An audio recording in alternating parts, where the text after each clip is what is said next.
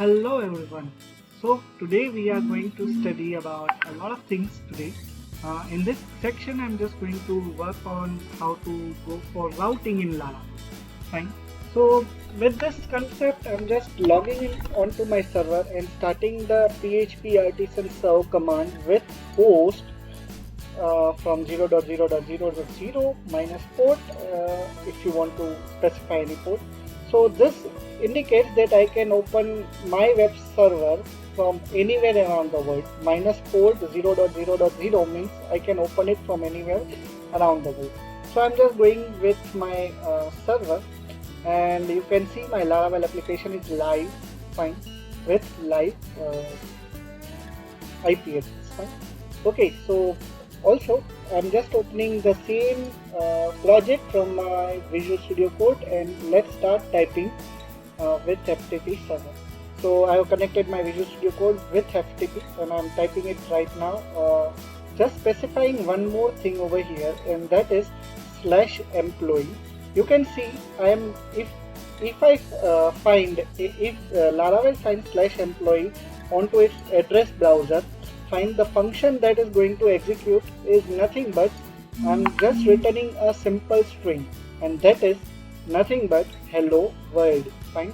So this means that if Laravel finds the /employee on its browser, it will return hello employee in this context. Fine.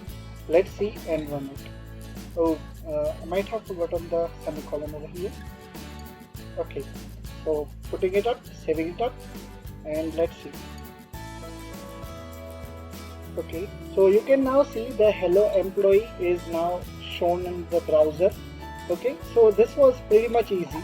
That means that if any if any of the routing protocol that I am going to execute onto the browser has to be written in the first argument of the get function, and another argument can be derived then after. So if I want anybody's name, that is employee's name, I'm just getting it up in name section in curly brackets, after which I'm just following up with the $name, that is PHP variable, and capturing it in the $name variable. Right? So let's go with my name itself, Neeraj Bhagchandani, and you can see that hello employee is being displayed with Neeraj space Bhagchandani. Ready? If I type nothing right now, fine, so it is going to show me error, that is 404 error.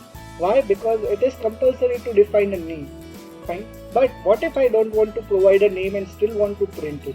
So I'm just putting it question mark over in the first argument and null value or default value on the second argument. That is nothing but optional parameters using routing.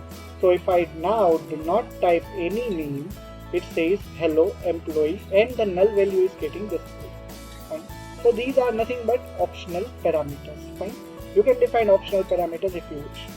The similar way, if I want the another name, that is say for example email, fine, and if I type email, I'm just going to remove the one more thing. If you provide the first argument as an optional and the second argument as a compulsory, there is no meaning, because it is useless to have such a context in which first argument is null and the another argument that you are going to provide is having some value. Fine. So without first flory, you cannot go to the second flory, and in the building. Fine. In the similar way, you cannot define address structure in this manner that name, yani ki first flory is null and the second flory of the building is having some value. The building cannot float in the air. Fine. This is the way. So in that context, you can find it out that I'm just going to provide email and name. Fine. Let's see and type it out. If I type neeraj@gmail.com, it is going to take a not found error. Fine. Why so? Because the first is exemplified with name. So whatever the email I have given is taken away by the name itself, and the email which was compulsory field was not executed. So it is going to show me a null value. But correcting my entire logic, fine, now it will display the entire context of what I wanted to display over here. So in this context, I'm just going to display my name onto it. Fine. Okay. So with this thing, let me show it to you. If I do not provide email, it is okay. It is going to take a null value. Fine. So this is nothing but the simpler format of it. But if I want to specify null value for this also, so in this context, if I now remove the name, it is going to show me the null value for email and along with the null value for also if I provide the name for email address instead of name, it is going to take as a first argument, not as the second argument. Fine. So let me show it to you once again. Fine. So the name is getting the whatever I have provided as an email is now taken as a name, not email. Why so? Because whatever I have provided after employee is my first argument, and it is now taking as an email and not name. Fine. So this is the core context of what you provide in the first argument and what you provide in the second argument is important in this context. Now let us go for the validation. So for validation, let me remove certain aspects from this formula. Fine, so that it starts working. Let me remove some of the punctuation. I just want to keep only name. Okay, so there is some error, but I'll be sorting it out. I'm just going to tell that I want a name having A to Z and kept small letters and capital letters. Yes, I found it. One curly brackets. Okay, such a simple mistake. Okay, now it's done.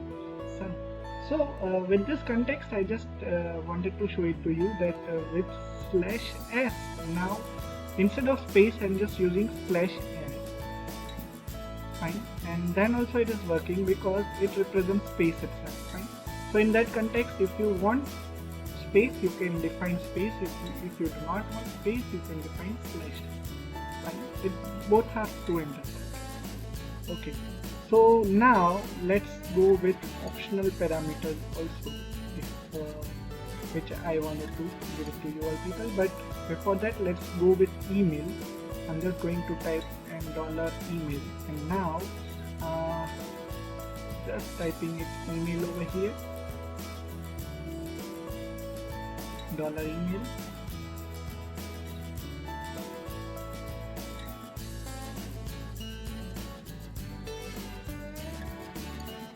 Let me type it out.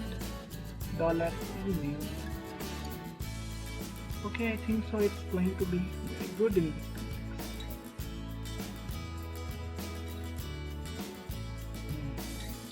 Yeah, I just need equal to and greater than symbol because it's going to. There are multiple parameters that I want to check as a validation. So if you want any multiple parameters to be checked in the validation, this is the only way out, in which I'm just going to type small letter A to Z, capital letter A to Z, 0 to 9, @ and dot symbol, which is represented by /dot. Fine, which is a convention to be defined for regular expression. Let me see if I have any other error, syntactical error. Yes, I do have a syntactical error. It shows me. Where can you see? Yes, okay, find out. I found out. Just forgot to type in array. Fine, it should be given in an array format. Okay, so now it's done. So let me once again show it to you that name is capital and small letter. Email is capital letter, small letter, along with digits, @ and full stop. That is dot. Fine. So let me arrange it for you all people that it shows you in a good and fashionable manner. Fine. Okay, so with this context, I'm just going to work with a lot of concepts over here, which shows that validation is now complete. Okay, you can put multiple validations in that way. So I'm just going to type partchandani.neeraj@gmail.com, and here we go. So everything is working fine and good to go. This is what everything has to work. So if I put 007, it shows me that the email ID has to be partchandani.neeraj007@gmail.com. So this proves that my validation is working if I put underscore instead of dot, because I have written over here that dot is permissible but other symbolic characters are not permissible, say for example underscore. So in that context it was showing me not found, right? So in over here now I type email can be null, right? Let's see if it can be null or not. Let's check it. Okay, so you can now see email provider is null, fine, and this is how we can also provide the default value. Say for example I do not want a null value, so I can write no email provided. Let's see if no email is being provided. It says no email provided, fine. So it's pretty much easy and good to understand that the validations are so easy to maintain in Laravel, and it is so much easy for everyone to work on Laravel also just by addressing the routing parameters, fine. So with question mark, let me see once more. If I press question mark and name equal to rather than null, fine. Let's see what if I do not provide name also. So it says hello employee, null value, email, no email provided. But what if I want some value to be printed and default value? So I am saying that no name provided. Let's refresh it, and now you can see email employee has no name and email has no email, fine. But what if I want just name to be printed? So it's done, fine. So this is nothing but routing that is possible in the Laravel. You can see that if I want to display the email, it is also now displaying. Just by one route you can assemble so many different varieties of things, and along with validations, fine. So you can see if 404 was not found just because I didn't had underscore in my regular expression. Okay, so everything is good and fine to my extent, fine. Thank you all, thank you for watching this video. Do like, share and subscribe my video.